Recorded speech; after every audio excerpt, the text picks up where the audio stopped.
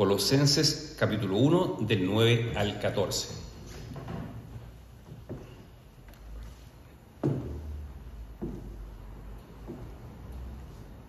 Leemos así, dice la palabra del Señor. Por lo cual también nosotros, desde el día que lo oímos, no cesamos de orar por vosotros y de pedir que seáis llenos del conocimiento de su voluntad en toda sabiduría e inteligencia espiritual, para que andéis como es digno del Señor, agradándole en todo, llevando fruto en toda buena obra y creciendo en el conocimiento de Dios, fortalecidos con todo poder conforme a la potencia de su gloria, para toda paciencia y longanimidad, con gozo, dando gracias al Padre que nos hizo aptos para participar de la herencia de los santos en luz, el cual nos ha librado de la potestad de las tinieblas y trasladado al reino de su amado Hijo, en quien tenemos redención por su sangre, el perdón de pecados. Vamos a orar. Señor Dios Todopoderoso, te damos gracias por tu palabra y te rogamos tu misericordia para nosotros, porque nos reconocemos incompetentes para entender y más aún para aplicar esta palabra en nuestras vidas, para poder hacer conforme a tu palabra. Por lo tanto, te pedimos tu ayuda y tu socorro en este momento para que esta palabra produzca fruto y vida en nosotros. Te lo pedimos en el nombre del Señor Jesucristo. Amén. Yo creo que todos ustedes han pasado por la Plaza de San Fernando, donde hay una pileta central, una fuente de agua. Es muy típico, en las plazas hay una fuente de agua, y ustedes ven cómo esas fuentes de agua están siempre llenas, y está corriendo el agua, sin embargo nunca se secan. ¿Por qué? Porque a la vez que va corriendo agua, está brotando agua nueva. Y esa ilustración de la fuente de agua es similar a lo que Dios nos manda en el capítulo 5 de Efesios. Recién estábamos leyendo el capítulo 4, pero cuando usted lee en el capítulo 5, versículo 18, dice, sed llenos del Espíritu Santo. Y el mandamiento de ser lleno del Espíritu Santo se compara a esta fuente de agua, es decir, estar siempre lleno del Espíritu. El ser lleno del Espíritu no es una experiencia de una vez y para siempre, no. Continuamente el cristiano tiene que estar siendo llenado del Espíritu, de la misma forma como el agua de una fuente continuamente está cayendo agua nueva, brotando agua, va corriendo, pero la fuente siempre está llena con agua. Así también el cristiano tiene que estar siempre lleno del Espíritu Santo de Dios.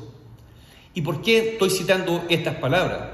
Porque en el texto que leímos habla de una verdad que es paralela a ser lleno del Espíritu Santo, que no son experiencias distintas, sino que están íntrigamente conectadas, que es el ser lleno del conocimiento de la voluntad de Dios. El ser lleno del conocimiento de la voluntad de Dios es solamente posible siendo lleno del Espíritu Santo. Y ya vamos a ver de qué se trata eso. Ahora, el texto también nos habla del poder de Dios. Muchas veces hay un mal entendimiento en muchas iglesias de lo que es el poder de Dios. Muchas personas atribuyen la llenura del Espíritu Santo y el poder de Dios con manifestaciones físicas en las personas. Pero la Biblia nos enseña algo diferente. El poder de Dios tiene que ver con el poder que Dios nos entrega. Una para predicar el Evangelio, para compartir su Evangelio y también para producir cambios en nuestra vida. En el texto que leímos recién en Efesios dice, si alguno hurtaba, ya no hurte más. Es decir, si una persona conoció a Cristo y es llena del poder de Dios, entonces va a dejar de robar. Aquel que era flojo, que era perezoso, que no trabajaba, ahora que experimenta el poder de Dios, se va a poner a trabajar. Así que el poder de Dios en la vida del cristiano se manifiesta a través de un cambio de vida. No tiene absolutamente nada que ver con expresiones físicas de la persona en el culto, por ejemplo. Eso no lo enseña la Biblia. Lo que enseña la Biblia respecto al poder de Dios es que cambia la vida de las personas. Dijimos también las semanas anteriores que uno de los problemas que busca corregir el apóstol Pablo en la iglesia de Colosas es que muchos negaban la suficiencia de Cristo. Decían, no es suficiente con creer en Cristo. Para ser un cristiano verdadero tú tienes que tener otro tipo de experiencias más profundas, más espirituales. También encontramos en nuestro tiempo falsas enseñanzas, lamentablemente en muchas iglesias. Cuando dicen, no es suficiente creer en Cristo, tú además tienes que evidenciar dones o evidencias del Espíritu Santo en tu vida, o si no, no eres un cristiano completo. Bueno, Pablo corrige justamente eso en esta carta. Dice que somos suficientemente completos en Cristo, estamos completos en Cristo. Si tenemos a Cristo espiritualmente, tenemos todo lo que necesitamos. Estamos completos en Cristo. No aceptar esto es negar la suficiencia de Cristo. Decir, tú necesitas a Cristo y después necesitas otras experiencias adicionales para ser un cristiano pleno. No, en Cristo está la plenitud. Esos son los temas que ataca acá Pablo, que busca corregir. Y miren cómo parte este texto, por lo cual también nosotros desde el día que oímos no cesamos de orar por vosotros. O sea, estas palabras que estamos leyendo de Pablo son una oración. Ojo, aquí hay algo muy interesante. Pablo, antes de instruir o de corregir a la iglesia, ora por la iglesia y ora particularmente por los asuntos que él quiere tratar con la iglesia. Esa es una gran enseñanza para nosotros, para los pastores o para los que enseñan, para los hermanos que hacen devocionales, para todos los hermanos que se paran de acá adelante a hablar a la iglesia.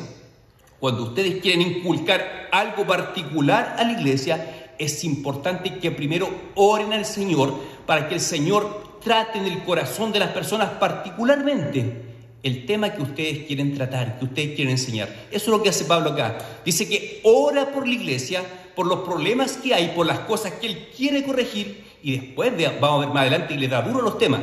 Pero él primero ora por eso, ora para que el Señor trate con las personas. Así que estas palabras que leímos hoy son toda una oración de Pablo. Dice, no cesamos de orar por vosotros y de pedir que seáis llenos del conocimiento de la voluntad en toda sabiduría e inteligencia espiritual. O sea, la oración de Pablo por estos hermanos es que sean llenos del conocimiento de la voluntad de Dios. Y aquí encontramos nuevamente, me pasó a mí por muchos años como cristianos, un mal entendimiento de lo que es el concepto de la voluntad de Dios. Yo entendía la voluntad de Dios como que Dios escondió su voluntad de mí y yo tengo que descubrirla y tengo que buscarla, y en algún momento yo tenía la falsa esperanza que Dios me iba a hablar o a hablarme a través de un sueño o audiblemente o a través de una persona o a través de pedirle pruebas o señales en la vida y Dios me iba a mostrar su voluntad. Eso, hermanos, es un mal entendimiento de lo que es la voluntad de Dios.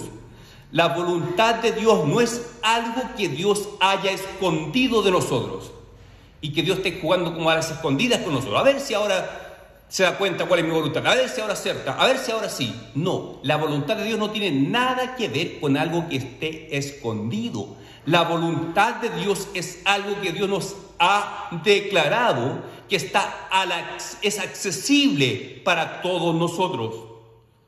Así que el conocer la voluntad de Dios no se trata con pedirle señales a Dios, con esperar que Dios me revele a través de un sueño o me hable a través de alguna persona. No, eso no es la voluntad de Dios. Lo que la Biblia enseña respecto a la voluntad de Dios, Romanos 12, versículo 2, enseña cómo conocer la voluntad de Dios. Dice, renovaos en el espíritu de vuestra mente para que comprobéis cuál sea la buena, agradable y perfecta voluntad de Dios. Es decir, si quieres conocer la voluntad de Dios, tienes que renovar continuamente tu mente. Ahora, ¿cómo se renueva la mente? La mente se renueva por medio del conocimiento de la palabra de Dios. Mientras más tú te alimentas de las Escrituras, mientras más lees y meditas en las Escrituras, tu mente va siendo moldeada conforme a la voluntad de Dios, porque la voluntad de Dios nos es revelada en las Escrituras. En la Escritura está todo lo que necesitamos saber respecto a la voluntad de Dios. Así que si alguien quiere conocer la voluntad de Dios, tiene que renovar su mente continuamente conforme a las Escrituras. Ahora, ¿qué sucede? Supongamos un joven que está saliendo del liceo y dice, no sé qué carrera estudiar. No sé si estudiar psicología, estudiar derecho, estudiar ingeniería, estudiar matemática. La Biblia no me dice cuál es la voluntad de Dios. Efectivamente, la Biblia no te va a decir qué carrera tú estudiar, pero sí la Biblia te entrega principios que tú puedes aplicar en tu situación en particular. Por ejemplo, el mismo capítulo 12 de Romanos habla de los dones de Dios. Menciona el don de misericordia, el don de ayuda, el don de exhortación, don de administración, muchos dones que Dios da a los cristianos. Por lo tanto, si tú te alimentas de las Escrituras, vas a entender cuáles son los dones o las capacitaciones que Dios te entregó. Tal vez a ti Dios te dio habilidad con los números. Eres muy hábil haciendo cálculos con tu mente. Lo más probable es que ese sea un indicio que tú, en el caso del joven que quiere elegir una carrera, tiene que irse por el lado de la ingeniería, de las matemáticas. No estudies derecho si tú eres bueno para los números. Si no te gusta leer, no estudies derecho o una carrera humanista. Y por el contrario, si eres pésimo con los números pero te encanta leer, bueno, elige una carrera humanista. De tal forma que si bien es cierto la Biblia no te dice estudia esta carrera u otra, sí la Biblia nos habla que Dios nos entregó dones, capacidades y talentos diferentes a cada uno de nosotros. Y si tú entiendes esos dones de acuerdo a las Escrituras, tú vas a entender cuál es la voluntad de Dios para tu vida. Y así, yo di solamente un ejemplo, en el caso del joven que quieres elegir una carrera, pero cada vez que tú dices no logro entender la voluntad de Dios, debes saber que en las Escrituras siempre está un principio que se aplica en tu situación en particular. Y si no logras identificar qué principio aplicar en tu situación en particular, bueno, pregúntale a otro hermano. Hermano, ¿qué pasajes de las Escrituras tú piensas que habla respecto a esta decisión que yo tengo que tomar? ¿Cómo la Escritura me puede guiar? Y así vamos conociendo la voluntad de Dios. Aquí Pablo dice que él ruega, ora, para que la iglesia de Colosas, para que estos hermanos sean conocedores de la voluntad de Dios. ¿Y por qué razón está tan interesado Pablo que la iglesia conozca la voluntad de Dios? La respuesta está en el versículo siguiente. Versículo 10 dice, es decir, conozcan la voluntad de Dios para que andéis como es digno del Señor, agradándole en todo. Es el deseo genuino de todo cristiano vivir una vida para la gloria de Dios, andar como es digno de Dios, agradándole en todo. Yo pienso que todos nosotros queremos agradar a Dios. Bueno, no podremos agradar a Dios, no podremos vivir para la gloria de Dios si ignoramos cuál es su voluntad. ¿Y cómo conocemos su voluntad? Por medio de las Escrituras, renovando nuestra mente por medio de las Escrituras. Porque nuestras mentes están contaminadas por lo que el mundo nos dice, por los pensamientos que el enemigo, Satanás, inyecta en nuestras mentes. Pero esa mente es renovada cuando nos alimentamos de las Escrituras, cuando queremos con sinceridad aprender lo que las Escrituras nos enseñan. Va siendo renovada y cómo vamos entendiendo lo que a Dios le agrada y lo que a Dios le desagrada, entonces yo puedo vivir de acuerdo a lo que a Dios le agrada.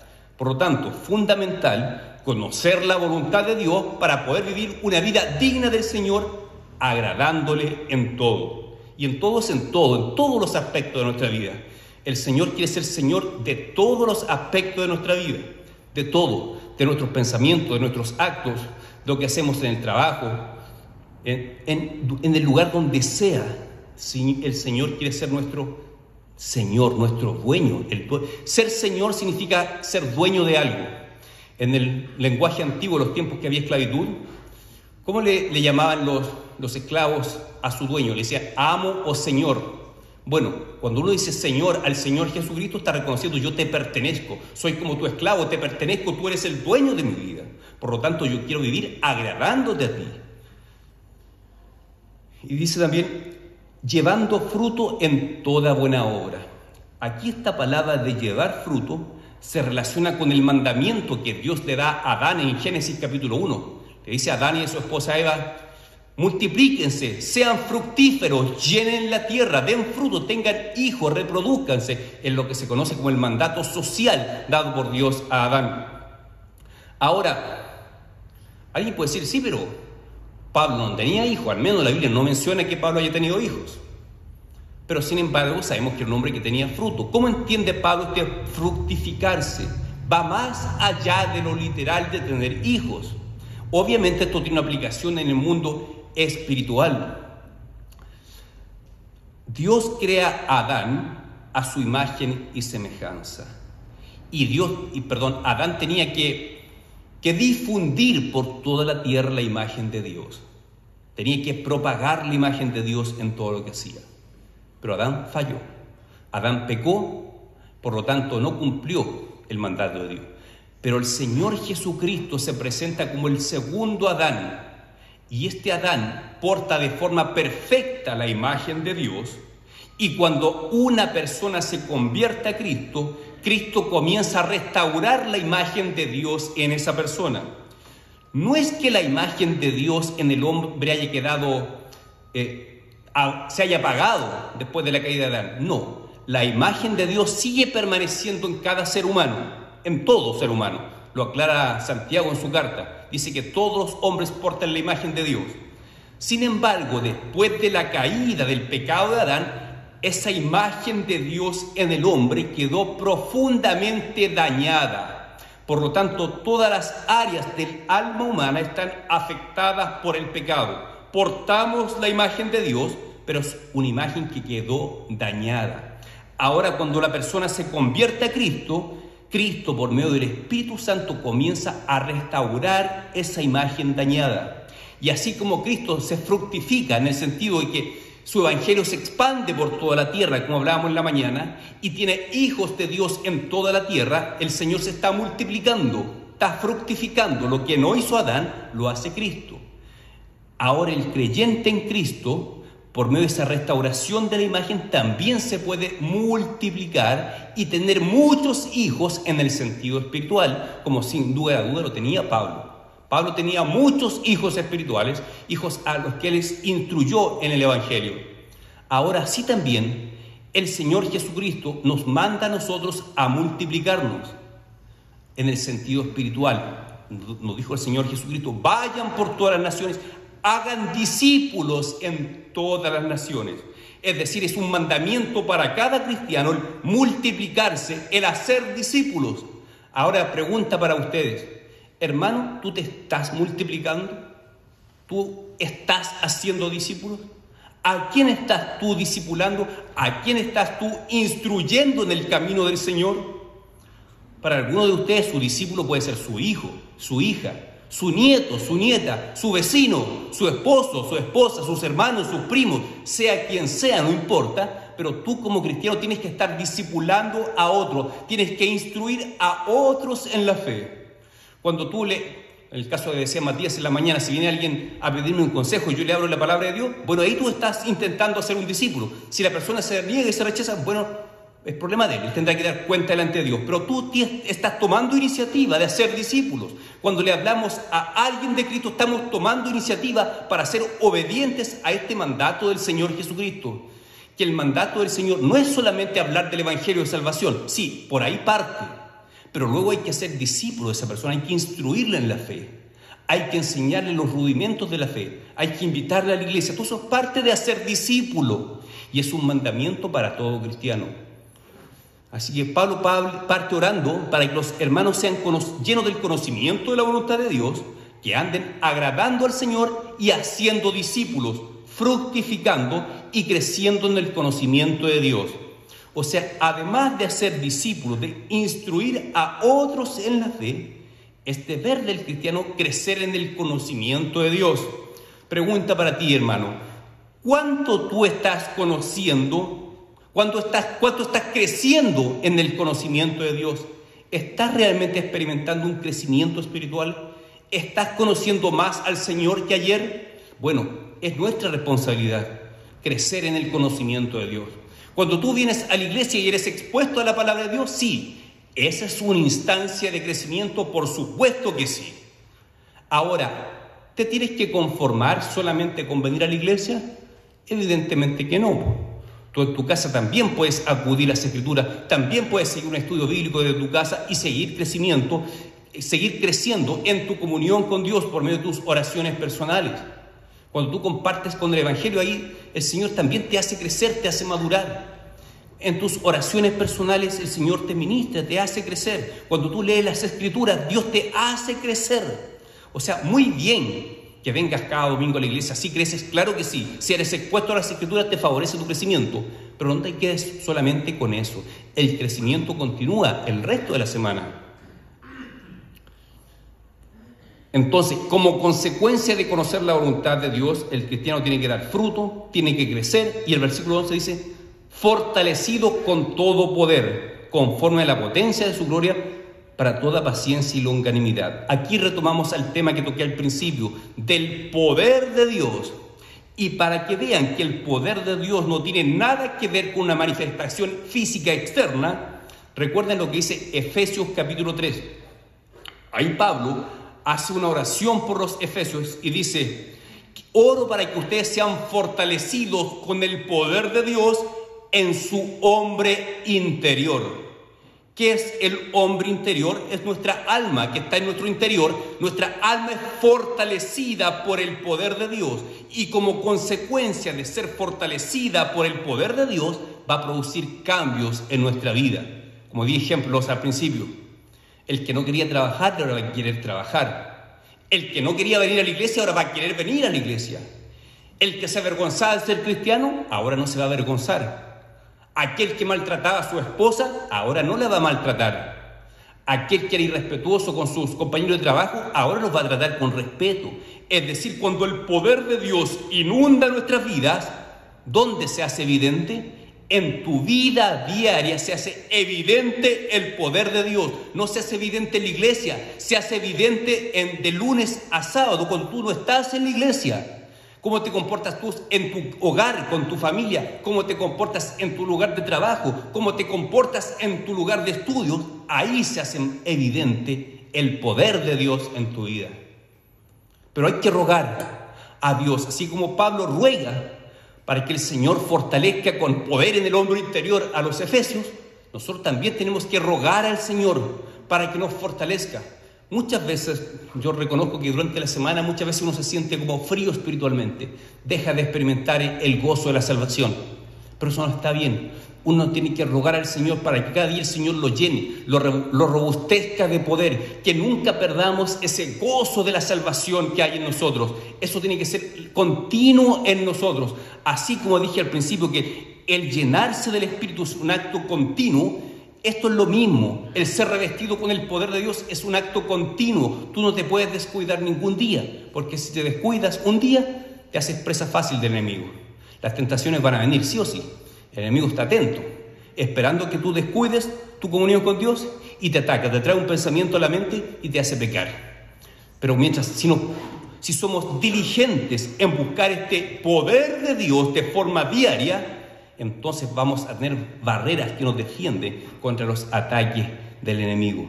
Por lo tanto, Pablo ora para que estos hermanos sean llenos del conocimiento de la voluntad de Dios, para que den fruto, para que crezcan en conocimiento y para que sean fortalecidos por el poder de Dios.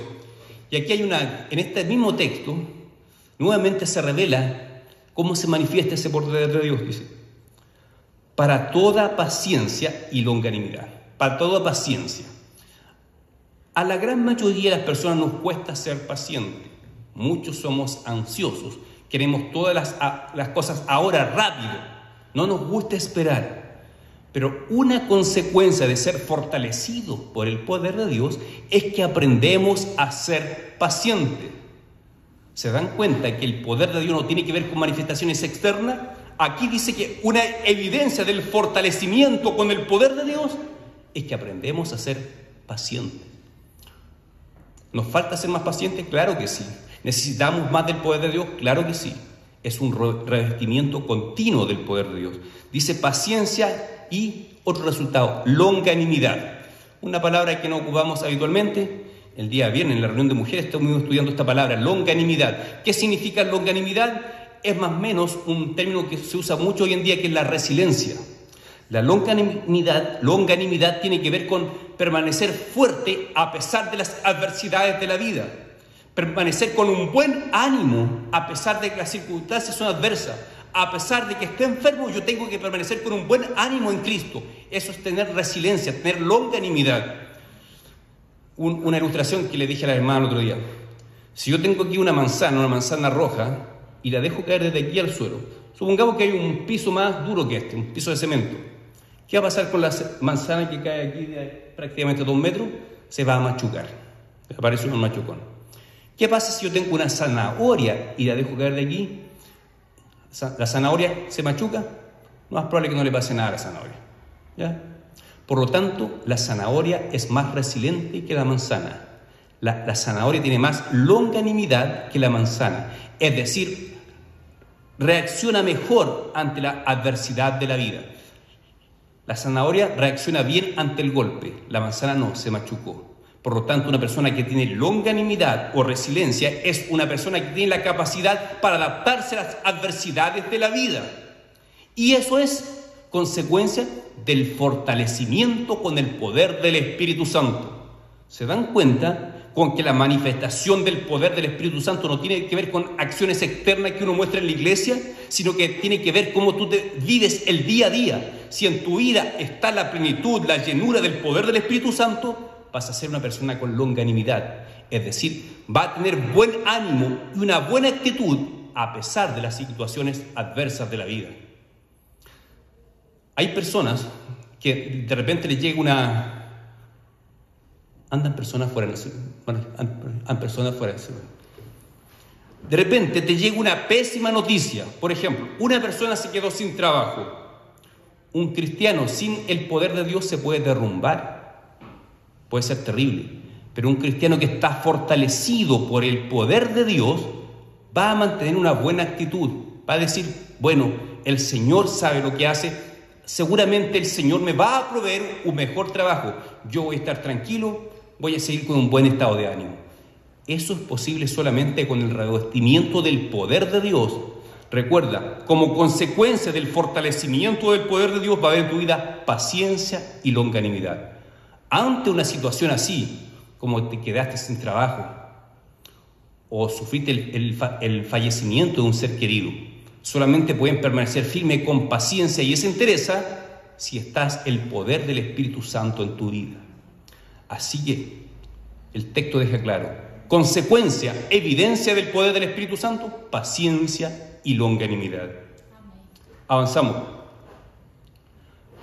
Miren, otra consecuencia del fortalecimiento del poder del Espíritu, dice, con gozo, dando gracias al Padre. Es decir, esta actitud de gozo, de alegría continua en el cristiano, sabiendo que tiene lo más importante, el mayor de los tesoros, que es Cristo mismo en nosotros, el Espíritu Santo habitando en nosotros, sabiendo que nos espera un destino eterno, glorioso. El cristiano tiene que estar gozoso.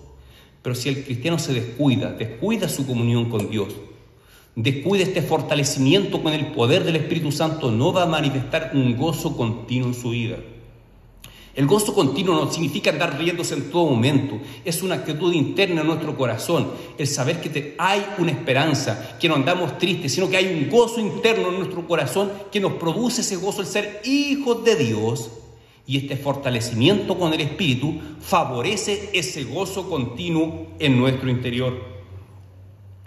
Y aquí da motivos para el gozo, que nos hizo aptos para participar de la herencia de los santos en luz, el cual nos ha librado de la potestad de las tinieblas y trasladado al reino de su amado Hijo. Lo que el Señor ha hecho con nosotros, cuando tú rindes tu vida a Cristo, dice, Cristo es mi Señor, Cristo es el dueño de mi vida, yo viviré solamente para ti. Bueno, el Señor te sacó del reino de las tinieblas y trasladó al reino de luz. Te sacó del reino de Satanás. Tú estabas bajo el poder de Satanás, pero tú cuando rindes tu vida a Cristo, el Señor te saca y te pone en el reino de luz, en el reino de Dios. Si tú ya rendiste tu vida a Cristo por medio de la fe en Jesucristo, tú ahora eres ciudadano del reino de Dios. Tú eres ya parte del reino de Dios. Es verdad que el reino de Dios aún no se ha manifestado en su plenitud, pero eso no significa que el reino de Dios no esté entre nosotros. Cristo está entre nosotros, por lo tanto el reino de Dios está entre nosotros. ¿El reino de Dios está avanzando en el mundo? Sí, está avanzando. Se están plantando nuevas iglesias, se está predicando el evangelio. El reino de Dios está avanzando. Pero va a llegar un momento donde vendrá la plenitud del reino de Dios, cuando ya no habrá llanto ni dolor, será todo gozo, alegría, no habrá más pobreza, no habrá enfermedades. Eso se va a cumplir con la segunda venida de nuestro Señor Jesucristo. Así que ya somos ciudadanos del reino de Dios, ya estamos en el reino de Dios, pero aguardamos la plenitud del reino que vendrá con la segunda venida del Señor Jesucristo. Y por esto tenemos que estar gozosos. el saber que somos ciudadanos del reino de Dios, que antes éramos ciudadanos del reino de las tinieblas, de Satanás, y fuimos rescatados de ahí, eso debería ponernos gozosos. Pero vamos a experimentar ese gozo cuando somos fortalecidos con el poder de Dios. Y finalizando el versículo 14 dice: hemos sido trasladados al reino de su amado Hijo, en quien tenemos redención por su sangre, el perdón de los pecados. ¿Qué significa, hermano, redención? ¿Alguien sabe qué significa la palabra redención en la Biblia? Recuérdense que en el tiempo que fue escrito el Nuevo Testamento, aún existía la esclavitud en el mundo. De hecho, la esclavitud existía hasta no hace mucho, 150 años, 200 años, no hace tanto. En el resto de la historia de la humanidad siempre existió la esclavitud, y era una realidad en los tiempos de Pablo. Imagínense, hermanos, que hay un hombre adinerado que tenía muchos esclavos, y era un hombre cruel que trataba pésimo a sus esclavos, los azotaba, no les daba comida. Era el peor amo. Imagínense esa situación.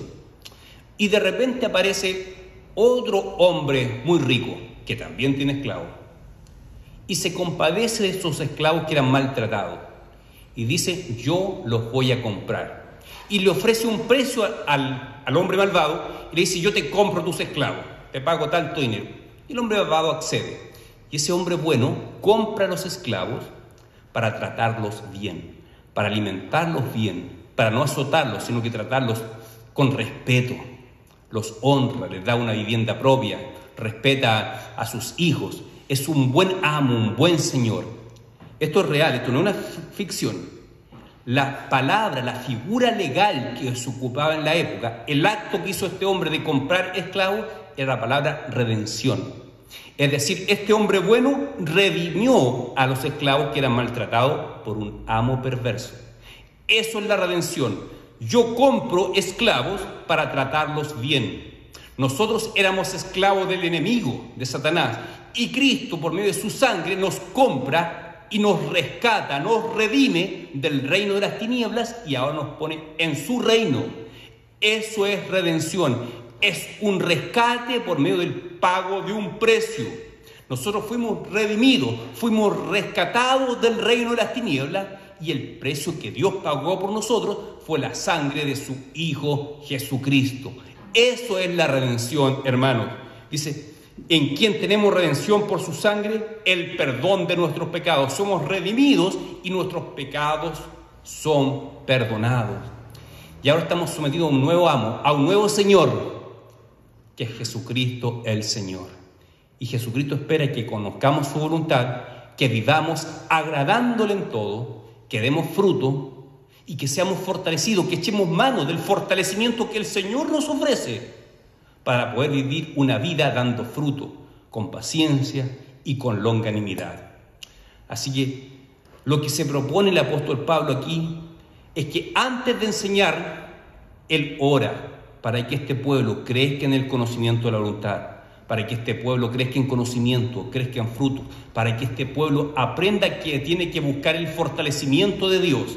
Así también la voluntad de Dios para nosotros es eso, señores, que conozcamos la voluntad de Dios, que nos alimentemos de las Escrituras continuamente, que busquemos ser fortalecidos por el Señor continuamente, y algo que no podemos omitir: que demos fruto, que hagamos discípulos. Y te hago nuevamente, para finalizar la pregunta, hermano: ¿tú estás haciendo discípulos? ¿Con quién estás compartiendo el Evangelio? No necesariamente sea un desconocido, tal vez un miembro de tu hogar, pero tú estás instruyéndolo en la Escritura, estás enseñándole los principios espirituales a alguien. Bueno, Dios espera que hagamos eso, que hagamos discípulos, que nos multipliquemos, hermanos. Que Dios los bendiga, hermano. Vamos a orar. Señor, yo te ruego por esta iglesia, por este pueblo, para que tomemos conciencia de la importancia que es el conocerte a ti, conocer tu palabra y lo que tú demandas de nosotros, hacer discípulos. Que podamos, Señor, continuamente clamar por ese poder tuyo.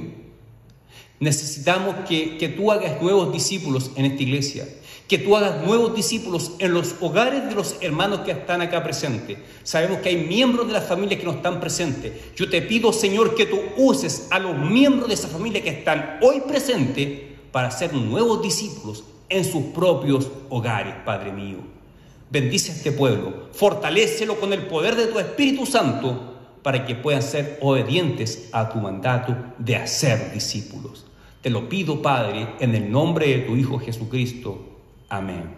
Amén. Hermano, para terminar el culto, vamos a cantar la